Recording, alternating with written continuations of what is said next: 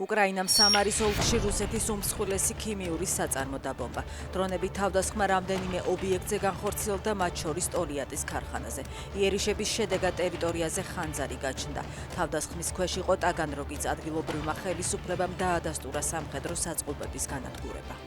რუსეთმა სომხური პროდუქციის იმპორტზე უფრო მკაცრი მოთხოვნები დააწესა. გადაწყვეტილება ფაშინიანისა და პუტინის შეხვედრის შემდეგ მიიღეს და ევრაზიული კავშირის მოთხოვნების შეუსაბამობით ახსნეს. ფაშინიანი პუტინის 2 დღის წინადელი შეხვედრა დაძაბული გამოდგა. პუტინმა სომხეთის მომავალი არჩევნების მიმართ ინტერესი არ დაბალა. ფაშინიანმა კი მას პირდაპირ უთხრა, რომ რუსული პასპორტის მქონე პირები არჩევნებში მონაწილეობას ვერ მიიღებენ. ცოტა სირცხვილი მაინც ჰქონდეს და შენდობა ითხოვოს, სინოდში ნუეტენება ეს მისი საქმე აღარ არის. ასე პასუხობს ჭყონდიდელი მიტროპოლიტი სტეფანე მისი წინამორბედის მოთხოვნას. პეტრე ცაავას საპატრიარქო კანდიდატის გამოსავლენად გამართულ არჩევნებში მონაწილეობას სურს. მას სინოდმა 2019 წელს მღვდელმოქმედება აუკრძალა. მოტივად მაშინ პატრიარქისა და სინოდის მიმართ შეურაცხმყოფელი განცხადებები დასახელდა. პოლიციის სეიფიდან ნივთმტკიცებად ამოღებული ძვირფასეულობა დაიკარგა. ტვ1-ის ინფორმაციით სამკაულები და ოქროს ნაკეთობები ბოლნისის პოლიციის შენობაში ინახებოდა.